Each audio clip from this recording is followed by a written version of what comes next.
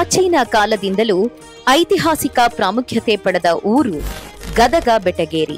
ಆದರೆ ಇದು ಕಲೆಯ ಬೀಡಾಗಿ, ಕವಿಗಳ ನೆಲವಾಗಿ, ಶೈಕ್ಷಣಿಕ ಕೇಂದ್ರವಾಗಿ ಕನ್ನಡ ಸಂಸ್ಕೃತಿಯನ್ನು ಶ್ರೀಮಂತಗೊಳಿಸುತ್ತಾ ಬಂದಿದ್ದು ವಿಜಯನಗರದ ಆಳ್ವಿಕೆಯ ಕಾಲದಿಂದ.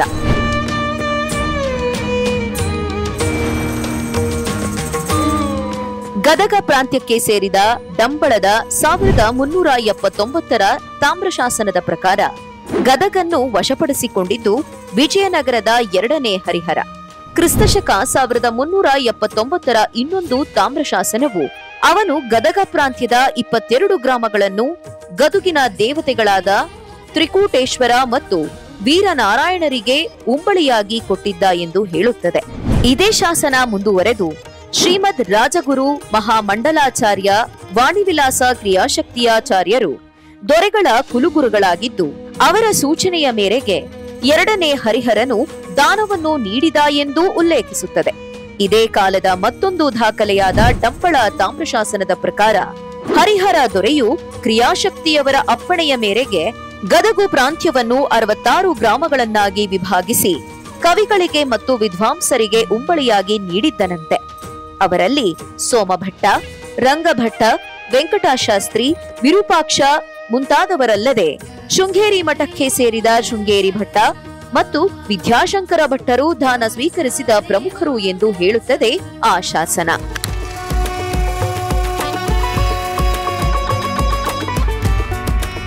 ವೀರನಾರಾಯಣ ಗುಡಿಯ ಪ್ರಾಕಾರದ ಹೊರಗಡೆ ಇರುವ ಕೃಷ್ಣದೇವರಾಯನ ಕಾಲದ 1520ರ ಶಾಸನವೊಂದು ಬಾಗಿಲನಾಗಿ ನಾಯಕರ ಮಗ ನಯನಪ್ಪ ನಾಯಕರಿಗೆ ತಿಮ್ಮಪ್ಪ ನಾಯಕರು ಗದುಗಿನ ಸೀಮೆಯ ಬಟ್ಟಕೆರೆಯಲ್ಲಿ ಶ್ರೀ ತ್ರಯಂಬಕ ದೇವರ ಹಾಗೂ ವೀರನಾರಾಯಣ ದೇವರ ಪ್ರೀತ್ಯರ್ಥವಾಗಿ 2 ಅರವಟ್ಟಿಗೆಗಳ ನಿರ್ಮಾಣಕ್ಕಾಗಿ ತುಂಗಭದ್ರಾ ನದಿ ತೀರದಲ್ಲಿ ವಿರೂಪಾಕ್ಷ ದೇವನ ಸನ್ನಿಧಿಯಲ್ಲಿ ದಾನ ನೀಡಿದೆ ಎಂದು ಹೇಳುತ್ತದೆ. ವೀರನಾರಾಯಣ ದೇವಸ್ಥಾನದ ಬಾವಿಯ ಹತ್ತಿರದ ಪ್ರಾಕಾರದ ಗೋಡೆಯಲ್ಲಿರುವ 1539ರ ಮತ್ತೊಂದು ಶಾಸನ ಕವಿ ಕುಮಾರವ್ಯಾಸನಿಗೆ ಶ್ರೀ ವೀರನಾರಾಯಣ ಒಲಿದ ಸನ್ನಿಧಿಯಲ್ಲಿ ಆನಂದನಿಧಿ ಎಂಬ ದಾನ ಕೊಟ್ಟಿದ್ದನ್ನು ಉಲ್ಲೇಖಿಸುತ್ತದೆ.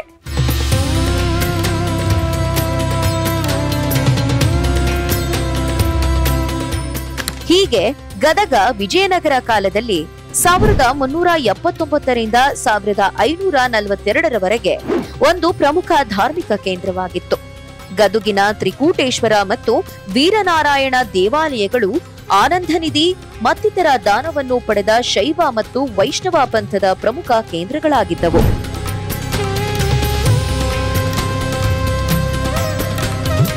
ಕಲ್ಯಾಣ ಚಾಲುಕ್ಯರ ಕಾಲದಲ್ಲಿ ಗದಗು ಒಂದು ಪ್ರಮುಖ ಅಗ್ರಹಾರ ಮತ್ತು ಶೈಕ್ಷಣಿಕ ಕೇಂದ್ರವಾಗಿತ್ತು. ತ್ರಿಕೂಟೇಶ್ವರ ದೇವಾಲಯದ ಸಂಕೀರ್ಣದಲ್ಲಿರುವ ಸರಸ್ವತಿ ದೇವಾಲಯದ ಎಡಬದಿಯಲ್ಲಿರುವ ಮಂಟಪವನ್ನು ವ್ಯಾಖ್ಯಾನ ಶಾಲೆ ಎಂದು ಪರಂಪರಾಗತವಾಗಿ ಹೇಳುತ್ತಾ ಬಂದಿದ್ದಾರೆ. ಅದು ಕಲ್ಯಾಣ ಚಾಲುಕ್ಯರ ಕಾಲದ ಅಗ್ರಹಾರವಾಗಿದ್ದು ವಿಜಯನಗರ ಕಾಲದಲ್ಲಿ ವಿದ್ಯಾಶಾಲೆಯಾಗಿ ಮುಂದುವರೆದಿರಬಹುದು ಅನ್ನುವುದು ಕೆಲವು ಸಂಶೋಧಕರ ಅಭಿಪ್ರಾಯ. ಇಂದಿಗೂ ವೀರನಾರಾಯಣನ ದೇವಾಲಯದ ಸುತ್ತಮುತ್ತಲಿನ ಭಾಗವನ್ನು ಅಗ್ರಹಾರವೆಂದೇ ಕರೆಯಲಾಗುತ್ತದೆ. ಗದುಗಿನ ಸಮೀಪದ ಕೋಟುಮಚಕಿ ಗ್ರಾಮ ಕೂಡ ಸದಾಶಿವರಾಯನ ಸಮುದ್ರ ಎಂಬ ಹೆಸರಿನಿಂದ ವಿಜಯನಗರ ಕಾಲದ ಒಂದು ಪ್ರಮುಖ ಅಗ್ರಹಾರವಾಗಿತ್ತು.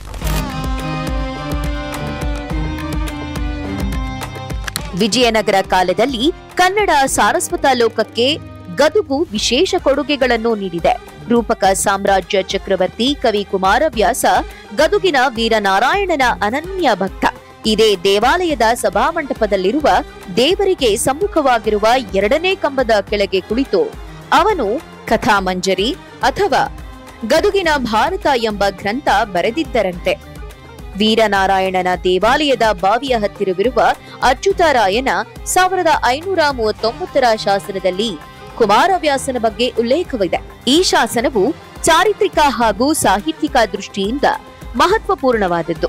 ಕುಮಾರವ್ಯಾಸನ ಬಗ್ಗೆ ಇರುವ ಅತಿ ಪ್ರಾಚೀನ ಶಾಸನಗಳಲ್ಲಿ ಇದೇ ಮೊದಲನೆಯದು. ಅವನ ಕಾಲದ ಬಗ್ಗೆ ಇರುವ ಸಂದೇಹಗಳನ್ನು ಖಚಿತವಾಗಿ ದೂರ ಮಾಡಿದ ಶಾಸನ ಇದು. ಕುಮಾರವ್ಯಾಸನು ಈ ಶಾಸನದ ಕಾಲಕ್ಕಿಂತ ಅಂದರೆ 1539ಕ್ಕಿಂತ ಮುಂಚಿತವಾಗಿಯೇ ಜೀವಿಸಿರಬೇಕು. ತಾನು ತನ್ನ ಆರಾಧ್ಯ ದೈವ ವೀರನಾರಾಯಣನ ಕೃಪಾಕಟಾಕ್ಷದಿಂದಲೇ ಭಾರತ ರಚಿಸಿದೆ ಎಂಬ ಅವನ ಹೇಳಿಕೆಗೂ ಈ ಶಾಸನ ಪೂರಕ.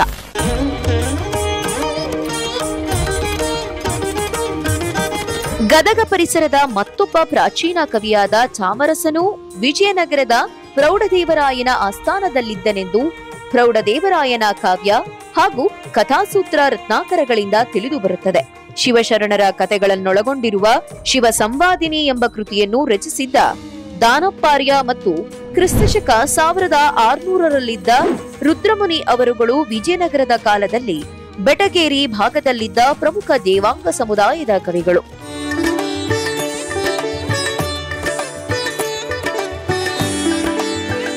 ವಿಜಯನಗರ ಕಾಲದಲ್ಲಿ ಗದಗ ಬೆಟಗೇರಿ ನಗರದಲ್ಲಿ ಯಾವುದೇ ದೇವಾಲಯವನ್ನು ಪರಿಪೂರ್ಣವಾಗಿ ನಿರ್ಮಿಸಲಿಲ್ಲವಾದರೂ ಇಲ್ಲಿನ ಹಲವು ದೇವಾಲಯಗಳಿಗೆ ಜೋಡಣೆ ಹಾಗೂ ಜೀರ್ಣೋದ್ಧಾರದ ಕೆಲಸಗಳು ನಡೆದಿದ್ದಂತೂ ನಿಜ. ಗದುಗಿನ ಪ್ರಾಚೀನ ದೇವಾಲಯಗಳಲ್ಲೊಂದಾದ ತ್ರಿಕೂಟೇಶ್ವರ ದೇವಾಲಯವು ಮೂಲತಃ ರಾಷ್ಟ್ರಕೂಟರ ಕಾಲದಲ್ಲಿ ನಿರ್ಮಾಣಗೊಂಡು ಆನಂತರ ವಿವಿಧ ಅರಸುಮನೆತನದವರ ಕಾಲದಲ್ಲಿ ವಿಸ್ತಾರಗೊಂಡಿತ್ತು. ಹಾಗಾಗಿ ಇಲ್ಲಿ ರಾಷ್ಟ್ರಕೂಟರ ಶೈಲಿಯ ಗರ್ಭಗೃಹ ಮತ್ತು ಅಂತರಾಳಗಳಿದ್ದರೆ ನವರಂಗ ಹಾಗೂ ಸಭಾಮಂಟಪಗಳು ಆನಂತರದ ಕಲ್ಯಾಣ ಚಾಲುಕ್ಯರ ಶೈಲಿಯಲ್ಲಿವೆ. ವಿಜಯನಗರ ಕಾಲದಲ್ಲಿಯೂ ಈ ದೇವಾಲಯದಲ್ಲಿ ಅನೇಕ ಜೋಡಣೆಗಳು ನಡೆದಿವೆ. ದೇವಾಲಯದ ಗರ್ಭಗೃಹ ಮತ್ತು ಅಂತರಾಳವನ್ನು ಸುತ್ತುವರಿಯಲ್ಪಟ್ಟ ಗೋಡೆ, ಗರ್ಭಗೃಹದ ದಕ್ಷಿಣ ಹೊರಬದಿಯ ದೇವಕೋಷ್ಠ ಮತ್ತು ಸಭಾಮಂಟಪದ ದಕ್ಷಿಣ ಬದಿಯ ಮುಖಮಂಟಪ ಇವೆಲ್ಲವೂ ತಮ್ಮ ವಾಸ್ತುಶಿಲ್ಪ ಲಕ್ಷಣಗಳ ದೃಷ್ಟಿಯಿಂದ ವಿಜಯನಗರ ಅರಸರ ಕಾಲದಲ್ಲಿ 14 ಅಥವಾ 15ನೇ ಶತಮಾನದಲ್ಲಿ ನಿರ್ಮಿಸಲ್ಪಟ್ಟಂತವು ಅನ್ನುವುದು ಸ್ಪಷ್ಟವಾಗುತ್ತದೆ.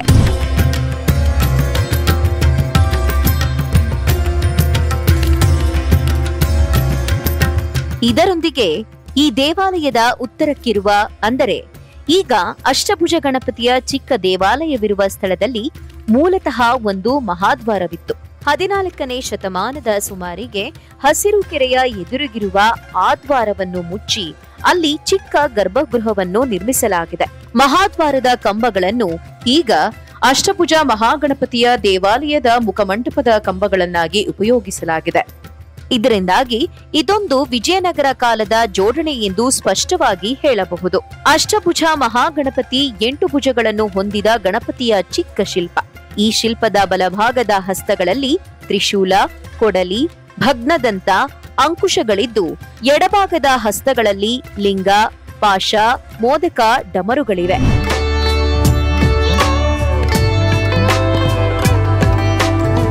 ಕುಮಾರವ್ಯಾಸನ ಸಂಬಂಧದಿಂದ ವಿಶೇಷವಾಗಿ ಪ್ರಸಿದ್ಧವಾದ ಗದುಗಿನ ವೀರನಾರಾಯಣ ದೇವಾಲಯವು 11-12ನೇ ಶತಮಾನದಲ್ಲಿ ನಿರ್ಮಾಣವಾಗಿದ್ದಿರಬಹುದಾದರೂ ಈ ದೇವಾಲಯದ ವಾಸ್ತುಶಿಲ್ಪ ವಿನ್ಯಾಸ ಹಾಗೂ ಶಾಸನಗಳ ಆಧಾರದ ಮೇಲೆ ಇದು 3-4 ಬಾರಿ ಜೀರ್ಣೋದ್ಧಾರಗೊಂಡಿದೆ ಎಂದು ಹೇಳಬಹುದು.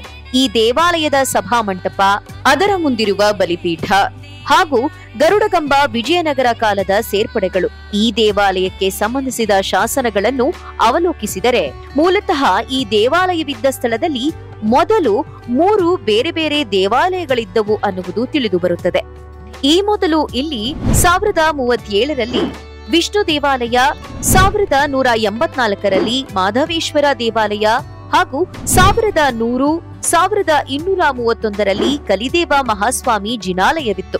1037ರ ಶಾಸನದಲ್ಲಿ ಉಲ್ಲೇಖವಾಗಿರುವ ಬಾರಹ ನಾರಾಯಣ ದೇವಾಲಯವೇ ಈಗಿನ ವೀರನಾರಾಯಣ ದೇವಾಲಯ. ಇದು 12ನೇ ಶತಮಾನದಲ್ಲೊಮ್ಮೆ, 14-15ನೇ ಶತಮಾನದಲ್ಲೊಮ್ಮೆ ಅಂದರೆ ವಿಜಯನಗರ ಕಾಲದಲ್ಲಿ 19ನೇ ಶತಮಾನದಲ್ಲೊಮ್ಮೆ ಮತ್ತು 1962ರಲ್ಲೊಮ್ಮೆ ಒಟ್ಟು 4 ಸಲ ಜೀರ್ಣೋದ್ಧಾರಗೊಂಡಿದೆ. 4ನೆಯ ಸಲ ನಡೆದಿದ್ದು ಕೇವಲ ಗೋಪುರದ ಜೀರ್ಣೋದ್ಧಾರ. ಹೀಗಾಗಿ ಈ ದೇವಾಲಯದಲ್ಲಿ ಚಾಲುಕ್ಯ, ಹೊಯ್ಸಳ, ವಿಜಯನಗರ ಹಾಗೂ ಆಧುನಿಕ ಶೈಲಿಗಳೆಲ್ಲವೂ ಸೇರಿಕೊಂಡಿವೆ.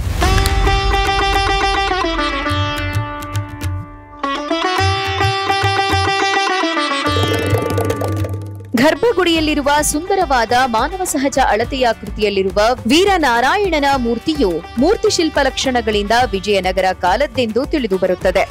ಈ ಮೂರ್ತಿಯು ಪ್ರಭಾವಳಿಯಲ್ಲಿ ದಶಾವತಾರದ ಕೆತ್ತನೆಯನ್ನು ಹೊಂದಿದೆ. ಶ್ರೀ ವೀರನಾರಾಯಣನು ಯೋಗ ಮುದ್ರೆಯಲ್ಲಿದ್ದು ಪಾಣಿಪೀಠದ ಪದ್ಮದ ಮೇಲೆ ಸ್ಥಾನಕ ಭಂಗಿಯಲ್ಲಿದ್ದಾನೆ. ಬಲದ ಕೈಗಳಲ್ಲಿ ಚಕ್ರ ಹಾಗೂ ಗದೆಗಳನ್ನು ಹಿಡಿದಿದ್ದು ಅಭಯ ಮುದ್ರೆ ನೀಡಿದ್ದಾನೆ. ಎಡಕೈಗಳಲ್ಲಿ ಶಂಖ ಹಾಗೂ ಪದ್ಮಗಳನ್ನು ಧರಿಸಿದ್ದಾನೆ. ಬಲಗಡೆ ಗರುಡ ಮತ್ತು ಎಡಗಡೆ ಮಹಾಲಕ್ಷ್ಮಿ ಮೂರ್ತಿಗಳಿವೆ. ಮಹಾಮಂಟಪದಲ್ಲಿ ವಿಜಯನಗರ ಶೈಲಿಯ 20 ಕಂಬಗಳಿವೆ. ಅವುಗಳಲ್ಲಿ ಮಧ್ಯದ 4 ಕಂಬಗಳಲ್ಲಿ ದಶಾವತಾರ ಹಾಗೂ ಇನ್ನಿತರ ದೇವಿ ದೇವತೆಗಳ ಉಬ್ಬು ಶಿಲ್ಪಗಳಿವೆ. ಇದರಲ್ಲಿನ ಆಗ್ನೇಯ ದಿಕ್ಕಿನ ಕಂಬಕ್ಕೆ ಒರಗಿ ಕುಮಾರವ್ಯಾಸನು ತನ್ನ ಕಾವ್ಯ ರಚಿಸಿದ್ದನಂತೆ. ಈ ದೇವಾಲಯಕ್ಕೆ 2 ಪ್ರವೇಶ ದ್ವಾರಗಳಿದ್ದು, ದಕ್ಷಿಣ ಪ್ರವೇಶ ದ್ವಾರವು ವಿಜಯನಗರ ಪೂರ್ವದಲ್ಲಿ ನಿರ್ಮಾಣಗೊಂಡಿದೆ. ಆದರೆ ಪೂರ್ವದ ದ್ವಾರವು ವಿಶೇಷವಾಗಿದ್ದು ಮೇಲಿಂದ ಮೇಲೆ ಜೀರ್ಣೋದ್ಧಾರಗೊಂಡಿದೆ.